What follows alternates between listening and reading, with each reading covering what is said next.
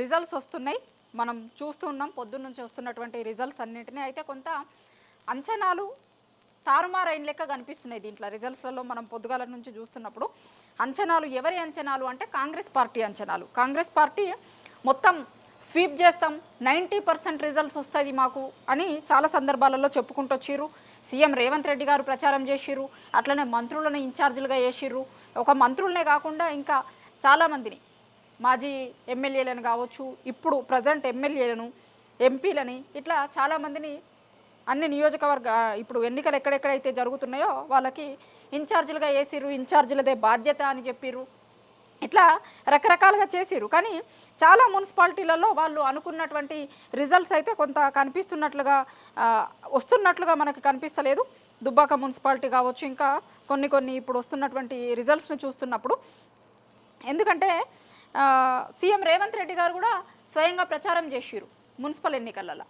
ఇవి పట్టణ ఓటర్లు ఇస్తున్నటువంటి తీర్పు. ఈ మున్సిపల్ ఎన్నికలు గతంలో సర్పంచ్ ఎన్నికలైనాయి కదా మనకి. ఆ సర్పంచ్ ఎన్నికలలో తీర్పు ఎట్లా వస్తుంది అంటే ఊర్లలో ఉన్నటువంటి వాళ్ళు సర్పంచ్ ఎన్నికలలో ఓట్లు వేస్తారు. పైగా అవి పార్టీ గుర్తు మీద జరిగేటివి కాదు. ఇప్పుడు ఈ మున్సిపల్ ఎన్నికలు పార్టీ గుర్తుల మీద జరిగేటువంటి ఎన్నికలు. కాంగ్రెస్ పార్టీ అభ్యర్థి బరిలో ఉంటాడు, బీఆర్ఎస్ అభ్యర్థి బరిలో ఉంటారు, బీజేపీ అభ్యర్థులు, అట్లనే అన్ని పార్టీలకు సంబంధించినటువంటి రెబల్ అభ్యర్థులు బరులలో ఉంటారు. ఇంకా రకరకాల ఈక్వేషన్స్ పనిచేస్తూ ఉంటాయి అక్కడ. సో ఇప్పుడు వస్తున్నటువంటి రిజల్ట్స్లలో నేను ముందే చెప్పినట్టు అంచనాలు కొంత తారుమారైనట్లుగా కాంగ్రెస్ పార్టీకి కనిపిస్తుంది. అట్లనే బీఆర్ఎస్ పార్టీ ముందు నుంచి అనుకుంటున్నటువంటి దానికంటే కొంత ఎక్కువగానే వాళ్ళకి ఇంకా ఎక్కువ స్థానాలే గెలిచినట్టుగా కనిపిస్తుంది. ఎందుకంటే మొత్తం నియోజకవర్గాలలో ఎక్కడ కూడా పూర్తి స్థాయిగా వాళ్ళ పార్టీ వర్కింగ్ ప్రెసిడెంట్ కావచ్చు, హరీష్ రావు కావచ్చు, మాజీ మంత్రి హరీష్ రావు కావచ్చు, చాలా తక్కువ చోట్లలోనే ప్రచారం చేసిరు వాళ్ళు. కానీ వాళ్ళ అనుకున్న దానికంటే కూడా ఎక్కువ రిజల్ట్సే ఇప్పుడు వాళ్ళకి వస్తున్నటువంటి రిజల్ట్స్ని బట్టి చూస్తే మనకి కనిపిస్తుంది. ఇక బీజేపీకి వస్తున్నటువంటి రిజల్ట్స్ ఎట్లా ఉన్నాయంటే, అదర్స్ ఉంటారు కదా, రెబల్స్కి సంబంధించినటువంటి వాళ్ళు కావచ్చు, లేకపోతే ఇండిపెండెంట్లుగా పోటీ చేసినటువంటి వాళ్ళు కావచ్చు, వాళ్ళందరినీ కూడా ఈ అదర్స్లలో చూపిస్తూ ఉంటారు. పార్టీ గుర్తు మీద పోటీ చేసినటువంటి వాళ్ళుగా కాకుండా అదర్స్లో చూపిస్తూ ఉంటారు వాళ్ళు. బీజేపీ, టీఆర్ఎస్, కాంగ్రెస్, బీజేపీ ఇవి కాకుండా అదర్స్లో ఒక అది ఉంటుంది కదా. సో ఆ అదర్స్కి వచ్చినటువంటి దానికంటే కూడా తక్కువగా బీజేపీ గెలుస్తున్నటువంటి స్థానాలను ఇప్పటివరకు వచ్చినటువంటి రిజల్ట్స్లో చెప్తున్నా నేను.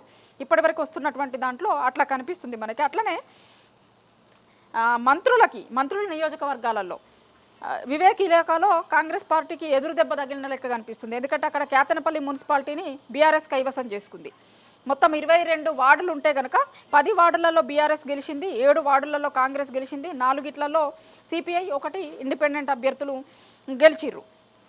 అట్లా ఇంకా చాలా వాటిలలో తొర్రూరుకి సంబంధించి ఎస్పెషల్లీ తొర్రూరులో బీఆర్ఎస్ మొత్తం కైవసం చేసుకుంది. 16 వార్డులు ఉంటే 10లలో బీఆర్ఎస్ గెలిచింది, 6 కాంగ్రెస్ అభ్యర్థులు కైవసం చేసుకున్నారు. తిరుమలగిరి అట్లనే ఉంది.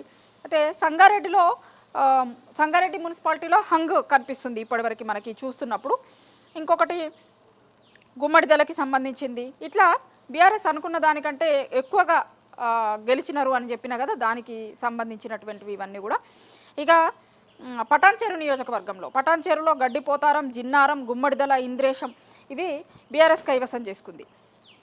ఇక కాంగ్రెస్ పార్టీ ఎంపీ అభ్యర్థి ఉన్నాడు కదా మల్లు రవి గారు ఏమన్నారంటే, ఐజా మున్సిపాలిటీ ఎన్నికల సందర్భంగా ఐజా మున్సిపాలిటీని దత్తత తీసుకుంటా అని చెప్పారట. అక్కడ క్యాండిడేట్ ప్రచారంలో దాంట్లో భాగంగా తిరుగుకుంటూ, మీకు ఈ మున్సిపాలిటీని నేను దత్తత తీసుకుంటే ఏమవుతుందంటే అక్కడ ఉన్నటువంటి పనులన్నింటినీ కూడా తొందరగా చేయడానికి, మీకు ఏమైనా సమస్యలు ఉంటే రోడ్లకు సంబంధించింది కావచ్చు, మంచినీళ్ళకి సంబంధించినటువంటి చాలా వాటిలలో నేను దీన్ని దత్తత తీసుకుంటే నేనే కాన్సన్ట్రేట్ చేస్తా, ఇక్కడ పనులన్నీ తొందరగా అయ్యేటట్టు అనేటువంటి హామీని కూడా ఇచ్చిర్రు. కానీ ఆ హామీని కూడా జనం నమ్మలేదు. జనం నమ్మక అక్కడ బీఆర్ఎస్ పార్టీ గెలిచింది. ఐజా అనేటువంటి దగ్గర ఎంపీ మల్లు రవి గారు ఇచ్చినటువంటి హామీని కూడా నమ్మినట్లుగా కనిపిస్తలేదు అక్కడ ఉన్నటువంటి ఓటర్లు. కొంత కాంగ్రెస్ పార్టీకి ఎదురు దెబ్బ లాంటిదే ఈ మున్సిపల్ ఎన్నికల రిజల్ట్స్ అనేటువంటివి. ఎందుకంటే ముందు నుంచి చెప్పినలాగా వాళ్ళు ఇప్పుడు వస్తున్నటువంటి రిజల్ట్స్ని చూస్తే అయితే కనిపిస్తలేవు. ఎందుకంటే 2 ఏండ్లు అయిపోయింది, 2.5 ఏండ్లు అవుతుంది కాంగ్రెస్ పార్టీ అధికారంలోకి వచ్చిన రోజు చెప్పినటువంటి హామీలు ఏంది, ఇప్పుడు అమలవుతున్నటువంటి హామీలు ఏంది అనేటువంటిది ప్రతి ఒక్కరు కూడా ఎన్నికలు వచ్చినటువంటి ప్రతి సందర్భంలో, ఓట్లు వేయాల్సినటువంటి ప్రతి సందర్భంలో జనాలు అన్నింటినీ చూసుకుంటారు.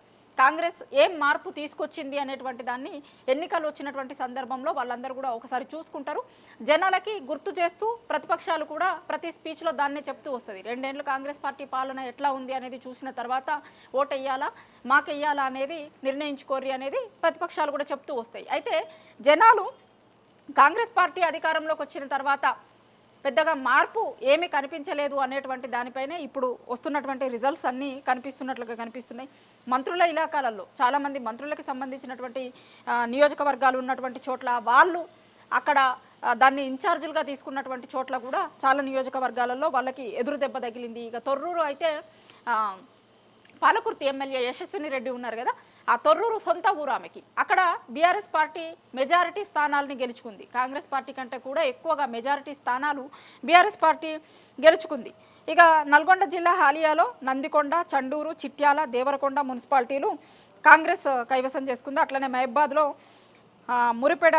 మరిపేడ కూడా అక్కడ వాళ్ళే సొంతం చేసుకున్నారు. బట్టి విక్రమార్కకి సంబంధించిన మదిరలో కాంగ్రెస్ జెండా ఎగిరింది. పెద్దపల్లిలో కూడా అట్లనే ఉంది.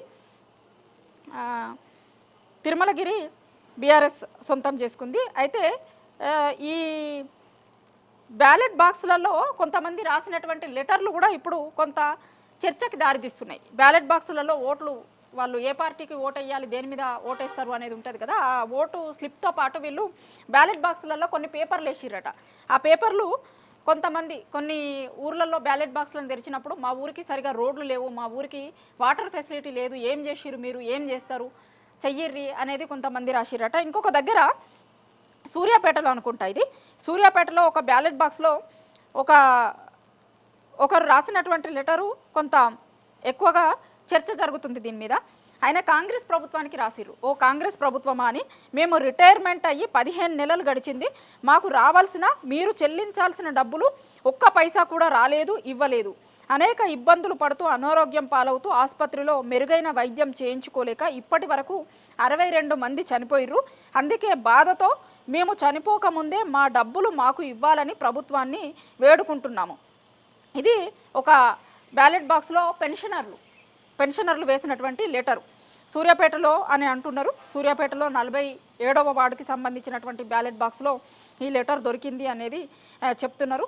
సో ఇంకా చాలా స్థానాలకి సంబంధించినటువంటి రిజల్ట్స్ రావాల్సింది ఉంది. కానీ అంచనాలు మించి ఇప్పుడు వస్తున్నటువంటి రిజల్ట్స్ని చూడాల్సినటువంటి అవసరం అయితే కనిపిస్తుంది. ఎందుకంటే అధికార పార్టీకి ఎప్పుడైనా సరే లోకల్ బాడీ ఎన్నికలు జరిగినప్పుడు ఎప్పుడైనా మున్సిపాలిటీలకు సంబంధించినటువంటివి కావచ్చు, సర్పంచ్ ఎన్నికలలో వీటన్నిటిలలో అధికార పార్టీకి కొంత ఎడ్జ్ ఉండే అవకాశం ఉంటుంది. ఎందుకంటే ఈ అధికార పార్టీకి సంబంధించినటువంటి వాళ్ళు పోయిన దగ్గర కూడా ప్రతి దగ్గర ప్రచారం చేసిన దగ్గర కూడా దాన్నే పదే చెప్పుకుంటూ వచ్చారు. పైనుంచి అంతెందుకు సీఎం రేవంత్ రెడ్డి గారే పోయిన ప్రతి బహిరంగ సభలో పైనుంచి కింది వరకు మనోడే ఉండాలి. ఇప్పుడు కాంగ్రెస్ పార్టీ వాళ్ళు గెలిస్తే అక్కడ లోకల్గా ఉన్నటువంటి ఎమ్మెల్యే క్యాండిడేట్ దగ్గరికి పోతారు, ఆ ఎమ్మెల్యే మంత్రి దగ్గరికి పోతారు, ఇట్లా మీ నియోజకవర్గంలో మీ వార్డులలో పనులు జరుగుతాయి, కాబట్టి కింది నుంచి పై వరకు ఒకరే ఉండాలి, మనోళ్ళే ఉండాలి అనేటువంటి దాన్ని కూడా సీఎం రేవంత్ రెడ్డి గారు ప్రచారంలో పదే చెప్పుకుంటూ వచ్చారు. కానీ దాన్ని కొంత జనం నమ్మినట్లుగా కనిపిస్తలేదు. ఎందుకంటే 2 ఏళ్ల నుంచి జరుగుతున్నటువంటి పనులేంది, వీళ్ళు చూపించినటువంటి మార్పు ఏంది అనేది జనం చూసుకుంటూ వస్తున్నారు కదా, కాబట్టి వాళ్ళకి నమ్మకం లేదు అనేటువంటిది ఇప్పుడు ఈ రిజల్ట్స్ను చూస్తున్నప్పుడు మనకి కనిపిస్తూ వచ్చింది. చాలా చోట్ల మంత్రులు ఇచ్చినటువంటి హామీలు కావచ్చు, అక్కడ నియోజకవర్గాలకి ఇన్ఛార్జీలుగా పోయినటువంటి వాళ్ళు కావచ్చు, వాళ్ళందరూ చెప్పినటువంటి హామీలను పెద్దగా జనం నమ్మినట్లుగా కనిపిస్తలేదు. ఇంకా మొత్తం రిజల్ట్స్ వస్తే కనుక మంత్రుల ఇలాకాలలో పరిస్థితులు ఏంది, అట్లనే కాంగ్రెస్ ఎమ్మెల్యేలు ఉన్నటువంటి చోట్ల ఉన్నటువంటి పరిస్థితి ఏంది అనేటువంటి దాని మీద ఒక కంప్లీట్ పిక్చర్ సాయంత్రానికి వచ్చేటువంటి అవకాశం కనిపిస్తుంది. ఇప్పటివరకు వస్తున్నటువంటి రిజల్ట్స్ని చూస్తున్నప్పుడు కొంత అంచనాలు తలకిందులైనట్టుగా కాంగ్రెస్ పార్టీకి కనిపిస్తుంది. బీఆర్ఎస్ పార్టీ అంచనాలను మించి రిజల్ట్స్ని అందుకుంటుంది. ఇంకా బీజేపీకి అయితే వాళ్ళు అదర్స్ కంటే కూడా తక్కువ స్థానాలలో బీజేపీ ఇప్పటివరకు వచ్చినటువంటి రిజల్ట్స్లలో వాళ్ళకు వచ్చినటువంటి వార్డులని వాళ్ళకు వచ్చినటువంటి సీట్ల స్థానాలని చూసినప్పుడు కనిపిస్తుంది మనకి. ఇది ఇప్పటివరకు వస్తున్నటువంటి రిజల్ట్స్కి సంబంధించినటువంటి ఇన్ఫర్మేషన్. కొంత ఇదంతా చూస్తున్నప్పుడు కాంగ్రెస్ పార్టీ ప్రభుత్వంకు కొంత ఎదురు దెబ్బ తగిలింది ఈ మున్సిపల్ ఎన్నికలలో అనేటువంటిది అయితే కొంత క్లారిటీగా కనిపిస్తుంది. ఎందుకంటే అధికార పార్టీలకు గతంలో వచ్చినటువంటి ఎంత, ఇప్పుడు అధికార పార్టీ కాంగ్రెస్ పార్టీ ఉంది కాబట్టి ఆ కంపారిజన్ అయితే డెఫినెట్గా వస్తుంది.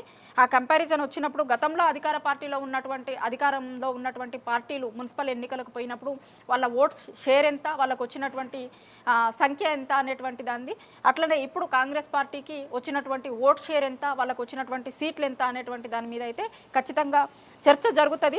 ఇప్పటి వరకు వస్తున్నటువంటి రిజల్ట్స్లో అయితే ఎక్కడ కూడా లీడ్లో, నేను అంటుంది మొత్తం ఇంకా రిజల్ట్ రాలేదు, లీడ్లో 50%ని మించి కూడా కాంగ్రెస్ పార్టీకి కనిపిస్తలేవు ఇప్పుడు వస్తున్నటువంటి రిజల్ట్స్ అన్నీ చూస్తున్నప్పుడు. ఇక సాయంత్రానికి మొత్తం ఎన్నికల రిజల్ట్స్ అయిపోయేసరికి ఎవరికి ఎన్ని స్థానాలు వస్తాయి, ఎట్లా ఉంటుంది అనేటువంటి దానికి సంబంధించి క్లారిటీ వస్తుంది. కొన్ని చోట్ల హంగ్ కనిపిస్తున్నాయి, ఇంకొన్ని చోట్ల ఇండిపెండెంట్ అభ్యర్థులు గెలిచిరు, రెబల్కి సంబంధించినటువంటి అభ్యర్థులు గెలిచిరు. వీళ్ళందరూ ఎటు ఉండబోతున్నారు, ఏం జరగబోతుంది అనేటువంటిది మొత్తం ఎన్నికల రిజల్ట్స్ అయిపోయిన తర్వాత క్లారిటీ వస్తుంది. ఇది అయితే ఇప్పటివరకు మనకు అందుతున్నటువంటి రిజల్ట్స్, ఎన్నికల ఫలితాలు ఇట్లా ఉన్నాయి.